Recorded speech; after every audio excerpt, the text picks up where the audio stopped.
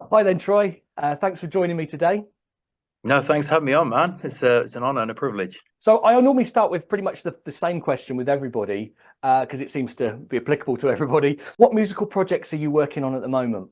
I've got an album that's coming out on May 17th, but I've started working on the next record now. I want to get ahead.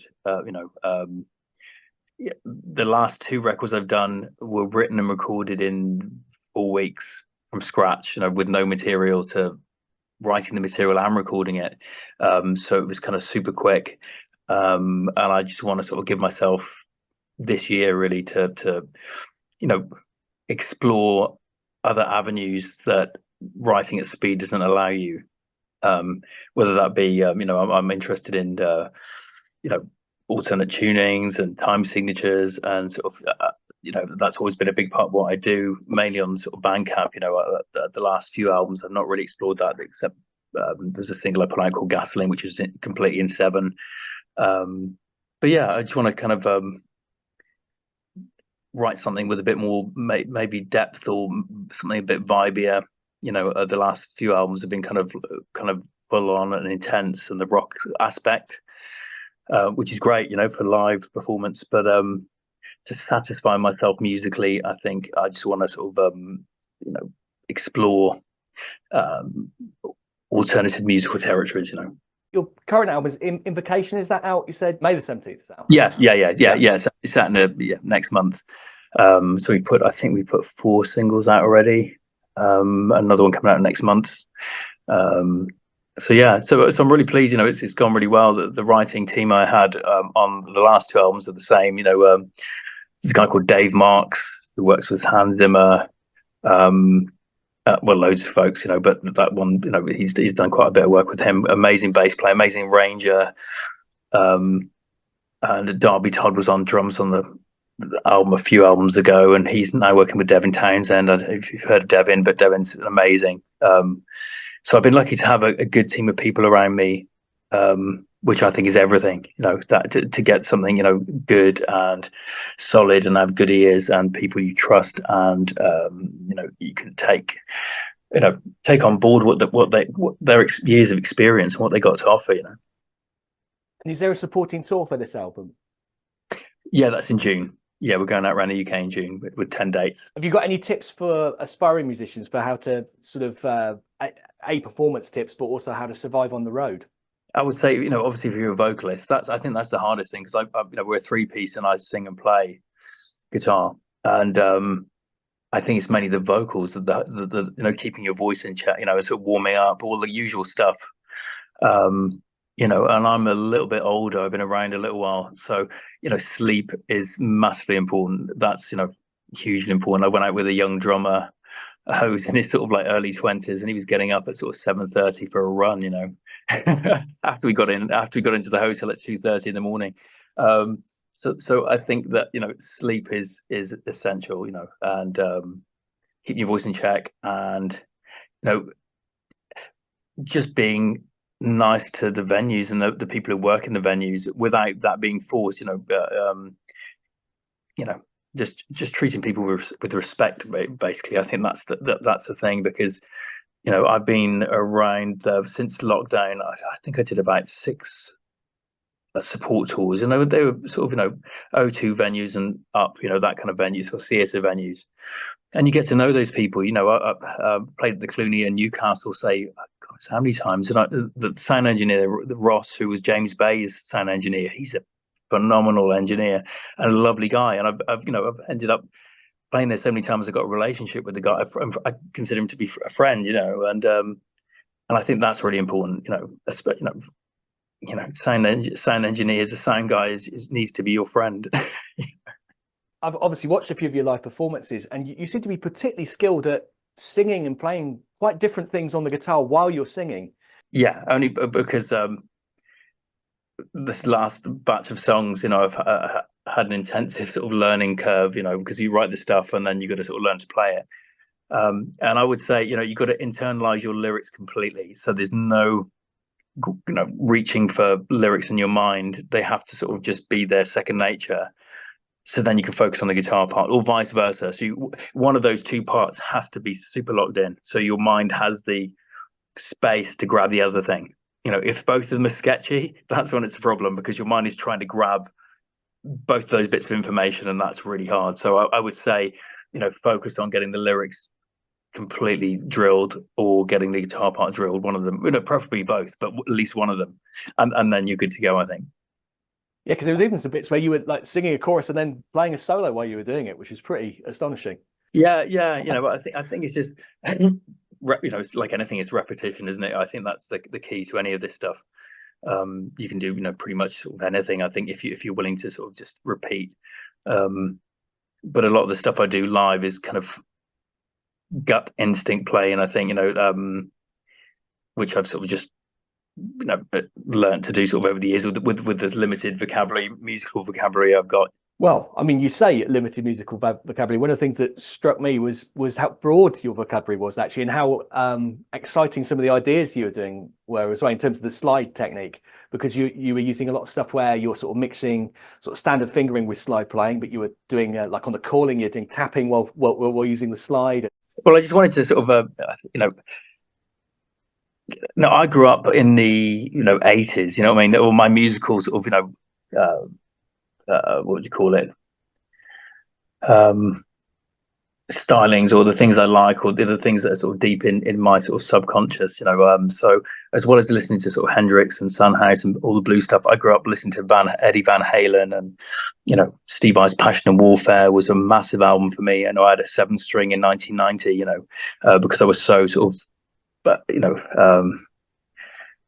enthralled by that album, and still to this day, the production on that album is just stunningly good. They used to have Eventide effects on that album. I listened to it the other day I got some new Cali audio speakers, and I used that album to test them out, and just the soundscapes on that album are just ridiculous.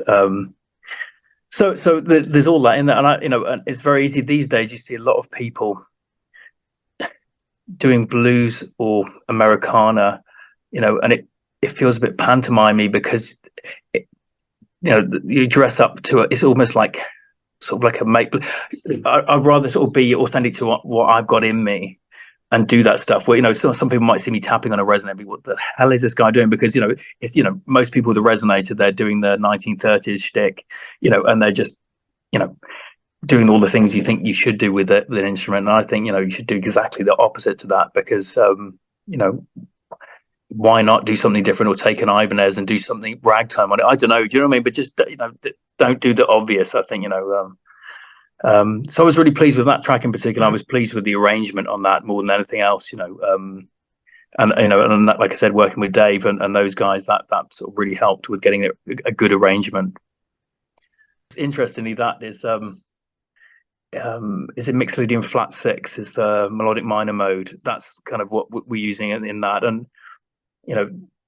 when I was probably in my late 20s, I had a sort of deep dive into modes, just to understand the intervals, mainly just to know what I liked, what flavors I liked.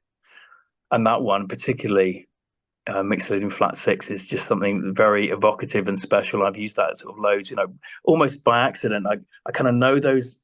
I know the intervals for the modes, but because I'm using altered tunings, I have to play like a beginner, because I've not really internalized, in a linear way I can play it, because obviously when you're playing slide, it's very linear, up the strings, and you tune to fifths or whatever. And, but it's in that kind of way, it's good, because, you got your sharp 4, if you want to, push that in a solo. When you're doing it in a linear way, it's very easy to access those intervals and lean on modal, the notes, will suggest Lydian or whatever. So I really like that. I know the shapes on the standard tuning. That's one thing, but I think when I play that way in standard, it can sound like other things, with someone else, or it can, it's very easy. But I think if you put yourself out of your comfort zone in an altered tuning, or then that's going to really force you to play a bit more by ear and have that beginner's mind, where you're hitting on things and not going where your fingers want you to go, before your brain's done it, because we all do that. Pick the guitar up and you you do what you've always done. And you can't do that when you're in an open tuning, really, especially a new open tuning. So I suppose it forces you to come up with new ideas. Yeah, it really does. It does, and it can give you a voice. That 1920s Triolian National that I've got is in C Orkney tuning, which is CGCGC with the D on the top, so it's like a sus tuning. Now, when I was writing this last album, Dave, who's producing, sort of tuned his guitar to that tuning, and he was saying, voicings are really difficult to get in, any voicing that you get on a standard tune guitar. So then you have to approach it like, we got low, we got mid, and we got high notes, and so those are your options for arrangements. So it just means you just have different workarounds, but it gives you a sound. You can't help but not give you a sound, if you're working within those parameters, I think. I think that's good. It's that sort of cliche of limitations, isn't it? The same with like when you got plugins, when you're recording. If you've got infinite plugins, you just go around in circles messing around with plugins. But if you've got three, you're not even going to be thinking about the plugins. You're going to be doing the music. The mixed Lydian flat six thing is interesting as well, because that I can see how that would fit with your kind of bluesy style, because it's got that is it minor, is it major thing, which is so inherent to the blues. Despite all of the different influences that I could hear in your tracks, that seems to be the overriding thing holding it all together somehow. Yeah, it's strange. I just keep hitting on it because my writing process is just hit record and play, and I'm like I said, I'm structuring stuff. The stuff I've got on computer behind this phone, I'm just working on now is more structured because I'm taking time, and but the stuff I was writing then, I felt that the approach I wanted was to do sort of the instant composition where you would you'd have no thought and you just play and let the vocal melodies happen while you're playing the guitar, and that's how we kind of wrote it, and those things came out quickly. And I think I just keep hitting on that major minor thing, that kind of slightly Eastern sort of flavor. It's got a slight Eastern thing going on as well. And when I play live, I end up going into Phrygian dominant all the time. I always go there for some reason. I just love that kind of sound. Which takes it into slight Osric tentacles, kind of with lots of delay and whatnot. There's certain elements that I've picked up over the years that I just, you latch onto them and they do something to you. They make you feel a certain way, and you love that sound, and it ends up becoming a part of your vocabulary. It's interesting you just said about the Osrics, because I heard a bit of that in there. I even heard some goth stuff in there, almost like a bit of Billy Duffy in the calling, and there seems to be a very broad influence. Some glam rock, even some glam metal influences in there. No, you're right on all points. And I think, and that's because I think all the things I've listened to, which incorporate all that you just said, I get swirled around, and they come because since I was a kid, I never really learned anyone else's music. I never sat down and learned blues licks. I never, I know the minor pentatonic scale. I know basic licks, obviously, but I never wanted to sort of play like Stevie Ray and really sort of hone someone else's thing. But it's all in your mind, it's all in it's the layers of things you've listened to. So I think when I play on autopilot, you can't help but that mishmash of things to come through, but it doesn't really sound like any one of them, because it's just a mix, and it is exactly what you're saying. It's a mix of all those things, which I think is cool, because then you get your own sort of style within all those parts. Someone said about the Billy Duffy thing, and I didn't sort of hear. I was influenced by a band called Space Hog from the 90s. I don't know if you remember those guys. They did a song called In the Meantime, which is a single, but that first album of theirs is it's pretty special. But that's very Bowie, T-Rex, sort of a bit in the 90s kind of rock way. So I suppose, obviously you talked a little bit about your influences there. Can you talk about your background, like how you got into music? As a young kid, maybe when I was 6, I wanted to go and see the film Flash Gordon at the cinema. It had just come out. For some reason, my parents couldn't take me to the cinema, but my brother bought me this single by Queen. They'd done the single, the soundtrack for that film. So that was my first single, and then bought Night at the Opera when I was about 7, and obsessed to listen to that. I absolutely loved the production on things like Good Company, the Brian May song, with the amazing layers of the guitar's EQ to sound like clarinet and all that. And that just, even as a young kid, that kind of blew me away, and I would want people to listen to it. I would, if someone would come around, I'd make them listen to this stuff. And um, yeah, and then got into Jimi Hendrix, probably. There's lots of different albums, Queen albums, and saw Back to the Future in 1985. Saw we had Van Halen tape. Went out and bought 1984 because of that. Started buying Kerrang. At the same time, listening to like Son House, Jimi Hendrix, Beatles, and then got into Frank Zappa, and I'm still a Zappa head completely through and through, and Beefheart, but mainly Zappa, and and through that Steve Vai and all of those kind of Adrian Blue and the Muso types, so yeah, I love, and through Zappa, sort of, Stravinsky and Perez, and sort of, that led me out into those sort of territories. And but I just love music. I love Eastern music. I just went to Turkey and sort of managed to find a bar that were playing traditional sort of Saz music, and absolutely loved that. So it's just a love, a deep love of music, and all kinds of music, really. The years of sort of listening have given me really, except country and western. Makes me feel sick for some reason, but everything besides that, And I suppose, what made you gravitate towards slide guitar? When I was, well, I heard Sun House when I was 14, but when I was about 18, a girlfriend's dad showed me how to tune the guitar to different tunings, to modal tunings, to open tunings. So that would have been the starting point, and gradually over the years, I just started writing and started playing more. I had a band called the Electric Blues Reaction, which was sort of lots of blues covers and a few original things in there, and that was mainly slide. And then just gradually started moving towards writing everything, in open tunings, to the point now where I don't take a standard tune guitar out with me. It's all, most of it's in that Orkney tuning, really, because that's what I've written everything in. Do you think there's a connection also because you're a vocalist as well, that vocal element of slide guitar? Kind of. Someone else said that to me, and I like Derek Trucks is a good example of someone who actually makes the guitar sound like a, a black vocalist, a female, sort of like, sort of like he has that sort of timbre, that. For me, it's more soundscapey. That's the way I kind of approach it, in more theremin-y. Weirdly, do you know what I mean? Yeah. So I don't know if I do approach it from the singing point of view. I don't know. It's more, if you're using a theremin or sort of like a weird synth or something, like that's the way I kind of like approach it. And what that Orkney tuning does, it stops you playing the Muddy Waters or any of the standard things that you would normally play in slide. So you can't do that because they're not there. The strings aren't in the right sort of like parallel lines to do that. So it forces you again to be linear, which is why I'm saying like a theremin, because it's like a pitch, it goes up, it goes down. So then you have to work your intervals, in that kind of linear sort of way. There's not much you can do across the strings instead of barring, really. So it just means you got to approach it differently. So it's more of a creativity thing then.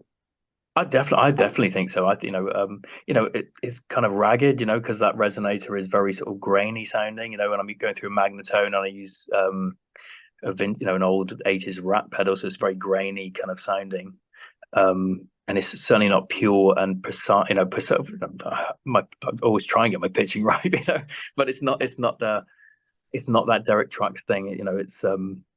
It's if I was influenced by any sort of guys, it'd be more like the Hound Dog Taylor guys, the sort of like the rougher, grainier sort of players.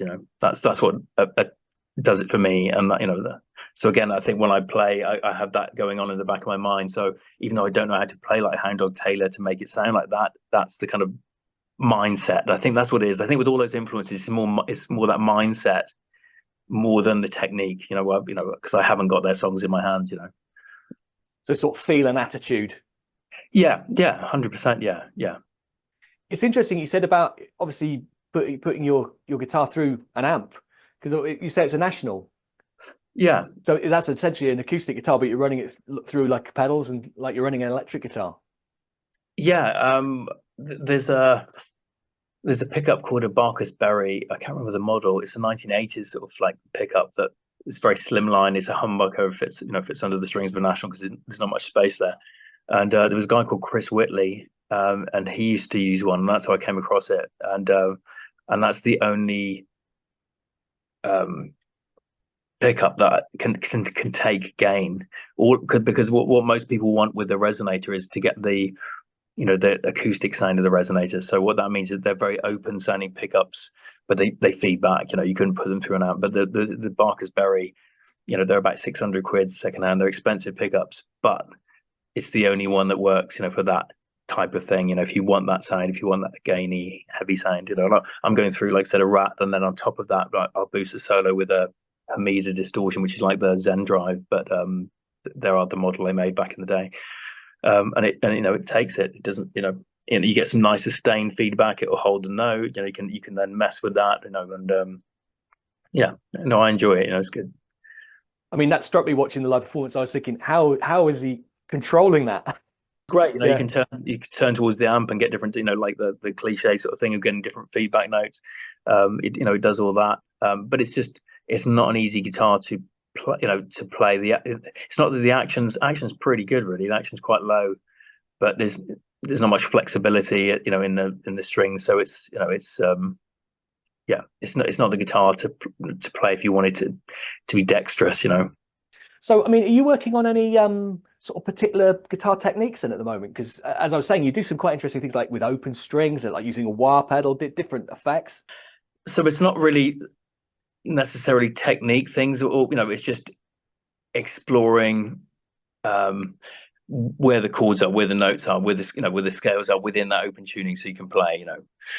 So it would be mainly that, and like I said, sort of playing in in different time signatures, and I enjoy nested tuplets, so I wanted to write some stuff with that, because I'm a big Zappa fan, and I enjoy that kind of that thing of music sound like it's speeding up and slowing down by dropping sort of different note groupings, and it's just different. Whether or not I'll put it out there, because it's so different to what I've been doing, and I've got an audience for what I do on in the context that I've been doing up until this point. But I think for myself, music, there's different ways of looking at it, isn't there? You can either make music for a particular reason, for people to hear, for it to get on the radio, for it to be played live, all this, But there's another thing that when I started, when I was kind of 16, I had my first 4-track. I was making music in the same way you'd be painting a picture without worrying if it was going to go in a gallery or not.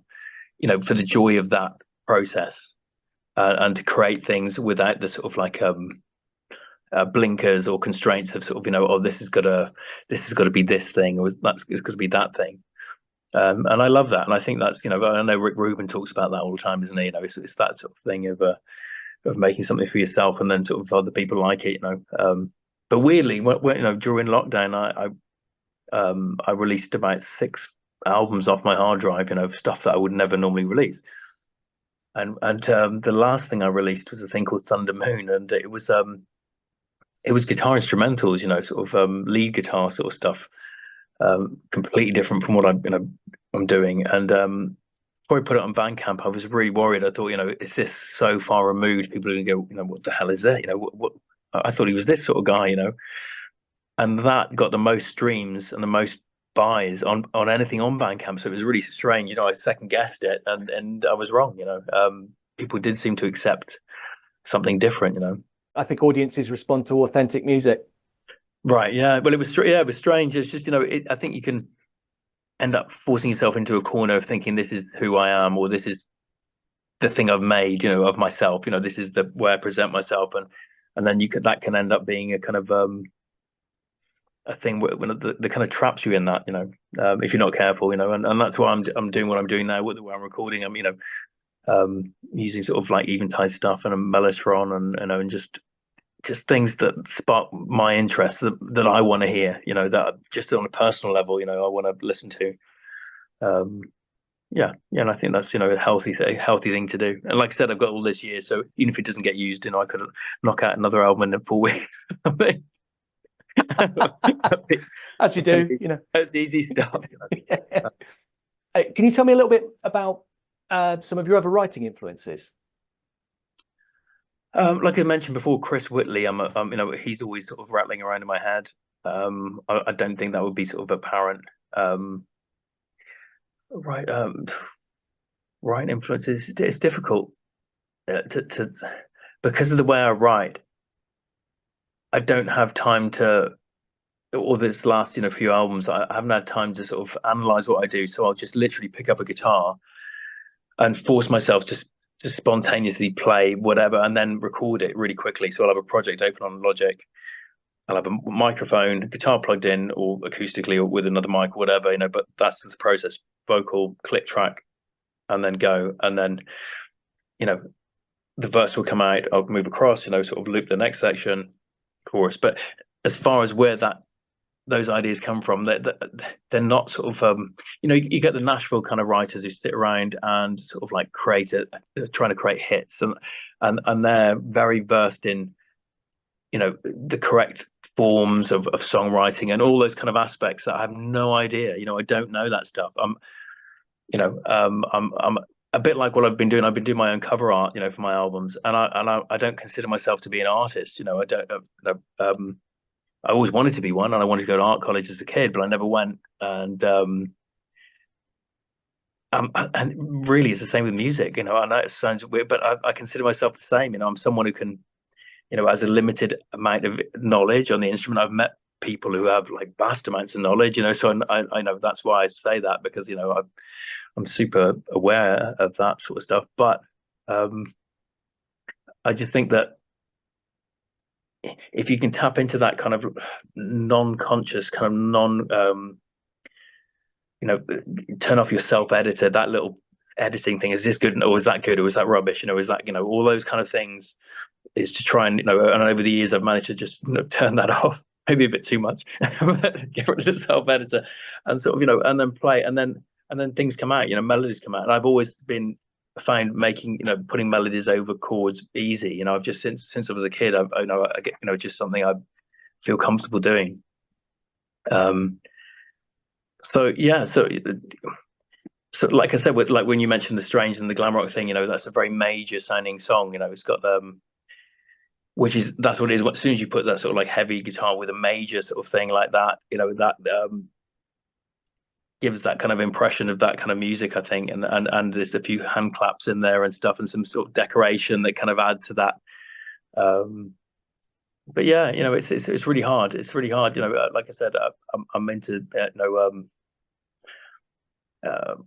like I said, all the sort of like hill country blues guys, but I don't know even if that really sort of is apparent. You know, I mean, when I'm writing, you know, like I said, it's all there, like rattling around. But I think because it's so sort of fragmented with other things I'm into, you know, you get a, you know, a mishmash that, you know, ends up being kind of what it is when it comes out. You know. It sounds like a very artistic and spontaneous way of doing it. Yeah, because I can't do the other thing, you know, or, you know, like saying that, you know, I'm at the moment I'm structuring things, you know, and doing it a little bit differently, but I'm doing the same thing in the sections where I'm sort of like, you know, playing and just switching off, you know, my brain a bit like, you know, you know, when you're driving, you know, and you've driven 3 miles and you don't even remember the road, that kind of thing, you know, it's that kind of, that's something what other mental space I can think of that's similar, you know. It's a non-conscious kind of like thing, and then if you're playing in that, well, we all do it when we're jamming, you know, but when you're playing guitar and you're sort of zoning, you know, it's just trying to zone and just capture ideas, you know, as they come through. For the improvisers, they do their best work when, like you say, when they get into that zone, that subconscious sort of part of the brain where stuff is just happening, and it's almost like you're using a technique to kind of access that to write. Yes, yeah, that's exactly what I do, and improvisation is my favorite, you know, part of the show. Like within the show, we have at least 3 kind of extended sections. The last song of the set is usually like a 10-minute thing, and that's exactly that. That's kind of improvised each night, and you know, I love that. I love that energy of being in front of an audience, and you know, having to do something, and again, not having it rehearsed, not having time to think. And that's the, I've always found that fascinating, that speed of thought thing, because what's happening, you haven't got time to think. So it's definitely a subconscious thing, or not, no, not a usual conscious thing. You're doing stuff that if you thought about it, if you thought, all right, I'm going to do this, it'd be too late. The music would have gone, So your brain's operating in a very unusual kind of state, which I'm sure people have had sort of like scans to find out which part of the brain is firing in that, but it's just, I find that really interesting. And I think if you're writing in that, from that place, it's just one way of doing it, and for me, an interesting way of doing it. And the same with the lyrics. I kind of improvise the lyrics and then go back through, and that, again, that's kind of like a standard thing. I think a lot of people do that, just sing a lot of nonsense, but certain words and certain vowel sounds will appear at the end of lines, and generally your non-conscious mind knows what vowel sounds need to be there, and then I write my lyrics within those vowel sounds. So I will want to keep the end of that A word at the end of a line. I want that vowel sound, because that's only one, because an ooh at the end would sound wrong. So the A is kind of open, and it, so I mean, almost like if you're using a wah wah pedal, I suppose, or something like that. So certain way around would sound wrong, and other ways sound right to me. So I've always been super interested. As much as the lyrical meaning, I think the sound of music is the important thing to me. That has to sound, the words have to sound right, as well as hopefully mean something. I can also almost see a parallel with the Bowie approach, the cut up approach there, but it's almost like you're doing it from your own subconscious. I'm really interested in that, because I think he got that from William Burroughs. I think because William Burroughs was doing that.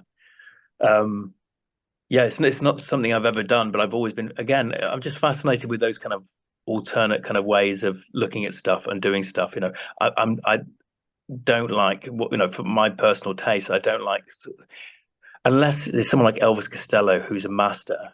But generally, the narrative kind of songs can sometimes be just, I'm not interested in what that person say, unless it's someone like, there are masters of it. Obviously, like I said, Costello is just a god as far as I'm concerned in lyric writing. And if you're not doing that, and you're not good at as good, in that place, for me, I would find it difficult to go there. So I can do, again, with my limitations. And I think it's always that thing of what you've got now. Even if you feel limited, you have a tool set, no matter how big, and with that tool set, you can make something. I think that's really important. No matter what that tool set is, if you're a beginner, you can still sort of play 3 open chords. You can still make something up with that. You know what I mean? It's and I think the making of producing things, art, or and feeling creativity, that's what it's about for me. And it's not about whether it's you're playing in front of a lot of people, or playing getting it played on the radio. That's just something else. That's more like a commerce thing. You know what I mean? As opposed to an art thing. It's almost like the creativity drives the skill. Yeah, because I'm sort of, like I said, like I've had friends who've been to guitar institutes, at the Guitar Institute, and high level sort of guys. So so I've been around sort of people like that. So I know where I'm at. I'm very self aware with my skill set. But I think it's just I think the most important thing is having a drive. I think to want to do something and to push forward. With whatever you got. That's the thing. I think no matter what level you're at, if you're just beginning, if you really want to do something, you can go out, and start a band with people, or do whatever, and that's what it's about. You don't have to be. What I'm saying is, you don't have to be amazing to go out and do something. You could spend your whole life practicing, and have made nothing. So I think it's the other way around with what you got now. Make stuff, and you can still grow, but make stuff now. That immediately makes me think of the Beatles, what they did with what they had. Oh yeah, geez, those albums are phenomenal, and again with someone like Zappa, what he was doing, but there again, he had some amazing players around him as well. I think that helped. Well, that's clever delegation, though, isn't it? Yeah. I can't play that. You play that. Yes, yeah. Pay you a wage, and make some poor guy do it. Troy, that's fantastic. I've got no more questions. I think that's been really, really enlightening today. It's been great talking to you. Thank you so much. Brilliant. No, thanks for having me, man.